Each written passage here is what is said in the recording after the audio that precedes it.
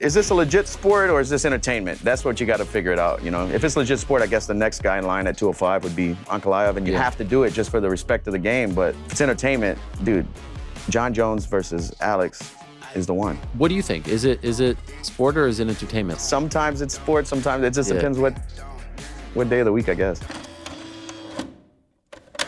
Dustin Poirier was just on the MMA Hour yesterday. The discussion came up about entertainment versus sport. And what he was saying is he wants to see at heavyweight, is he wants to see Aspinall skipped, even potentially Stipe skipped, and Alex Pereira just fights Jon Jones right away because it's the biggest fight. And what he was saying is this sport is either entertainment or it's sport. When pressed about it, he was like, well, yeah, I know sometimes I want it to be sport, but a lot of times it's entertainment. It was a very vague answer. So where do you guys He's a very vague kind of a person, isn't he? Well, you could say that for his last title attempt, right? Well, I was going to say, you could say it more for anyone than perhaps him, because he decided, I'm not going to fight Oliveira, I'm going to fight Conor McGregor twice. So he's literally the guy that made the choice and was like, entertainment every time. Well, also, like, if we're looking at the meritocracy side of things, which is a big word, he fought number 11? Was Benny St. Denis at the time? So that doesn't really qualify you for a title shot, does it? But we know he's a scrapper and he's a fun guy to watch. Islam needed an opponent. Other people weren't ready who were in title contention. So, like, let's put Dustin Poirier in there. So is that entertainment or sport, though? He only wants belts or he wants big money fights, right? And those big money fights are generally going to be the most entertaining ones. He's not going to fight someone who's just I hate to use this, but like a Bilal. He's not going to fight someone who's just a straight contender who doesn't bring anything else to the table other than their performance. Wow, that guy wears sunglasses and everything. He's got like a whole gimmick. But that's the position Dustin's in now, right? He wants one more fight. So it's either got to be a belt, which ain't going to happen, or it's got to be someone entertaining, maybe with some history. But so I see Dustin's point. We wouldn't watch if it wasn't entertaining. You know, there's fights further down on the card with fighters we like that we want to watch because we know they'll be good fights, not because they have rankling implications. UFC 1, did they make that for sport or entertainment? No, it's a freak show. Right. Yeah. It was also about putting the martial arts against each other. It was, but like keeping it so separate, be like, what's better, karate or sumo and stuff like this? And it's like purely a spectacle. It wasn't like... I don't know. I think I disagree with you. It was under the gut. Well, we kind of know from our stuff that it was kind of a way to sell jiu-jitsu, right? Exactly. So it's about proving their sport is better, right? Well, people were there for the spectacle. But lots of people were still probably buying it for the sport. A smaller majority, but I think there were probably a lot of martial artists. I think a bunch of martial artists. It wasn't a sport, though, back then. Not mixed martial arts. Like, there was no holds barred, but it was just kind of considered fighting. It wasn't, like, considered a...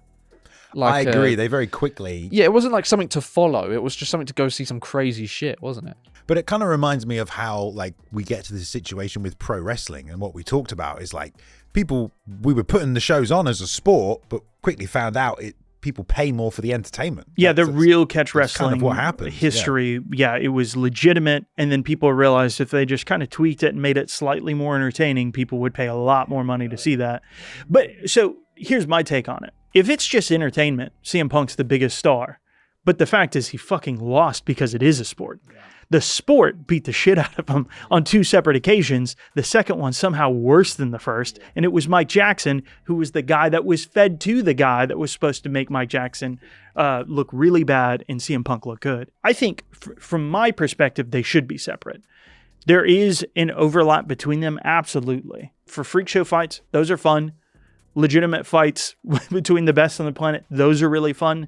I just say keep a separate lane for it. It's trying to put oil and water in the same thing. And there is an overlap that does work. There is a sweet spot. I'm not saying there isn't. But if you're literally trying to say, we're going to make the belts more about entertainment, I think you start to kind of lose the plot. So the question is, who do you piss off more when you do that? If you say, hey, let's go for entertainment, let's do Pereira versus Jones, do you piss off a larger portion of the fan base or a smaller portion of the fan base by not sticking to the I don't think system? that's a pure entertainment angle, because people like Pereira for his performances, right? I mean, yeah, he's got the stoicism thing going on, but it's like we know he goes in there and he gets finishes in exciting ways, right? So people like the momentum of him doing great things. When we talk about Pereira, we talk about he's been in there for 2 years. He's beaten 5 champions. But he's not heavyweight. He's got 2 belts. But it's like, well, why not keep the circus rolling? See if you can do the triple weight champion thing. Yeah, but like if you're talking about how the sport is supposed to work, it's not exactly following those rules, right? He's not in the division. He hasn't beaten contenders. He hasn't earned a shot at the champion. No, but ever since one man did what he did, everyone wants to go up and fight for the next belt. I don't disagree. How do you become greater than what everyone else has done? It's true. You do something no one has. So you're saying Poirier just picked a bad example right here when he talks about sport and Well, yeah, entertainment? because I think there's a lot of credibility behind Pereira moving up. And this is maybe where the entertainment does come in. He's fought all the exciting people at the top of that division. He hasn't fought people that deserve it, like Ankalaev yet. But if that's not coming up, or that's not ready, or that's not happening, and Pereira wants to fight, and someone like an Aspinall, maybe not all the way to Jones, but is like, yeah, I'll fight him right now. Why not? The UFC love money. We will all fucking love it because it'll be a great fight. That is the interesting thing about Alex Pereira moving up, because you do kind of have, you kind of have both there. You do have the entertainment and the sport crossover in a really good way there. For me, what I would love to see, and I am probably in the minority on this one, I still think Ankalaev is the real test for him, because Ankalaev knocks people dead. I know he's had some boring decisions as well. Don't get me wrong. It's not like every fight's been incredible. But when he fought Kutalaba the second time, he knocked him the fuck out. When he fought Johnny Walker the second time, both those first fights were crazy controversial. But when he fought Johnny Walker the second time, he knocked him the fuck out. He also takes people down and mauls them. He doesn't even submit them. He just beats the shit out of you. I feel with Pereira, though, has had the way more impressive wins. I mean, you're listing Johnny Walker and Kutalaba. Well, he's had an opportunity to fight for a belt, hasn't he? Yeah, but he made that. So, like, obviously he's had a long career in kickboxing, was uplifted by the Izzy rivalry, beat him, moved up straight away after his loss, and then beat everyone that Glover beat. But, like, multiple champions and future champions. Ankalaev, what's his biggest win? Jan Blachowicz, which was a draw. It was supposed to be a title win. Ankalaev could have been the champion that Alex had to fight, you know? Yeah. But he just didn't win the belt. So that's how that worked out. That's the thing I would love to just have answered. It's like, all right, answer the question for Ankalaev. Go do whatever the hell you want after that. If he wins, then it's answer to the moon. Wrestling question just once. Once. We got to see that with Conor. I know it was on 2 weeks' notice and it wasn't the best version of Chad Mendes, but he got taken down and he got kind of dealt with for 2 rounds until McGregor got up and finished it. I want to see at least some of that, just a tiny bit of that. If you were to say, all right, we're going to do this in a meritocratic way like we do other sports, we are not putting Francis Ngannou against Tyson Fury. So, no, combat sports is an absolute outlier. It is a star-driven sport, and that is why there's so much overlap with pro wrestling. Like, they have the same roots, and they're promoted in a very similar way, and they always have. I mean, like, Jake Paul has a WBC ranking, and Mike Tyson doesn't, that's how is Mike allowed to fight Jake Paul? I mean... What's this guy I know, right? They're not following the rankings recently? of boxing, Jake Paul's got a new deodorant. He's got a rank, dude. Well, so where is the line for you? Like, when is the entertainment becoming like, man, nope, not into that? Where's the sport need to be in that mixture? I feel like we need to embrace it more. Just have some more shit going on. Because, like we were saying in our last pod, it's like, if you're in that top rank of guys, you're pretty good. It's like, what was Leon Edwards' last fight?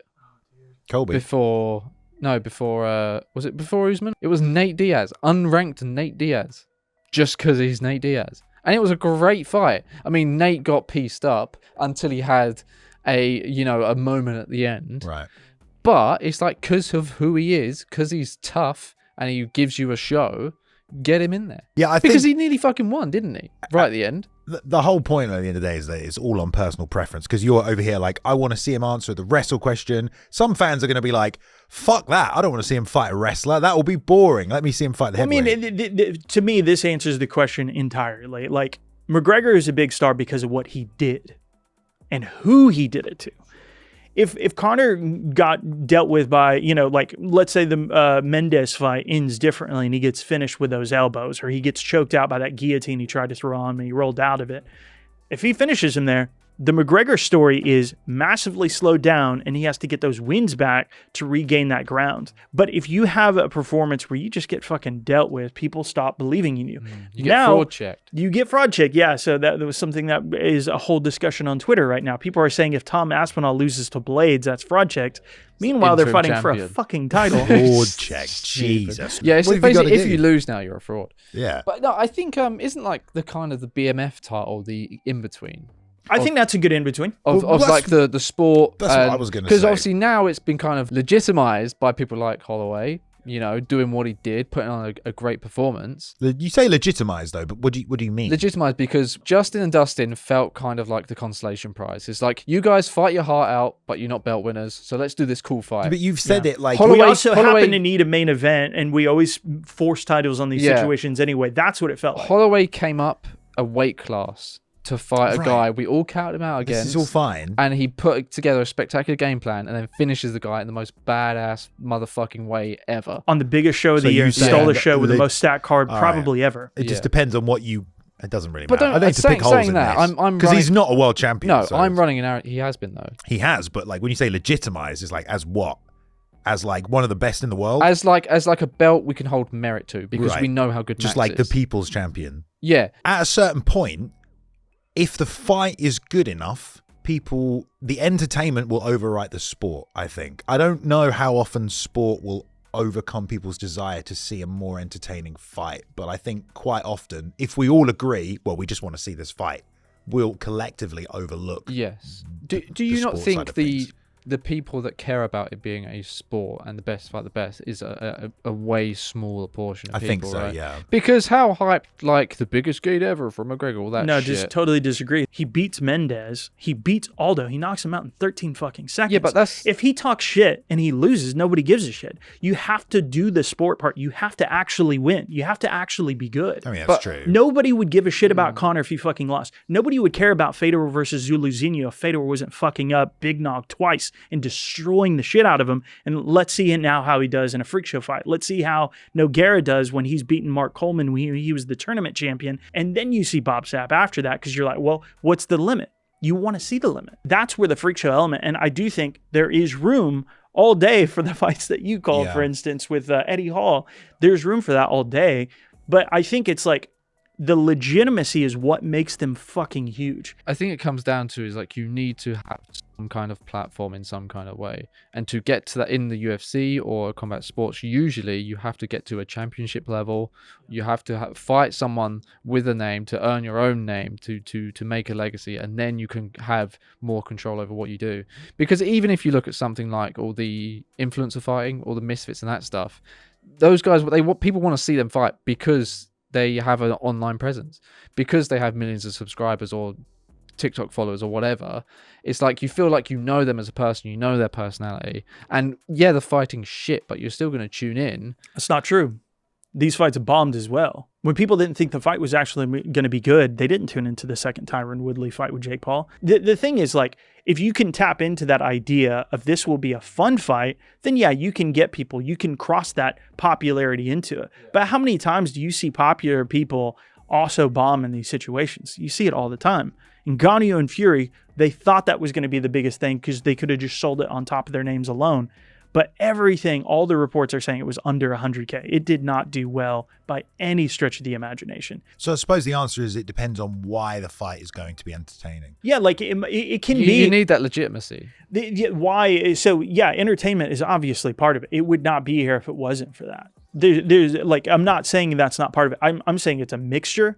But to say it's all entertainment, that has never been true. And even if the fight's shit, if the rivalry between the two people is massive, we might watch it anyway, just to see them like swing at each other. If they can make you believe they'll knock each other out, Yeah. you'll probably buy it. Yeah, that's what a key you need. point as well, yeah.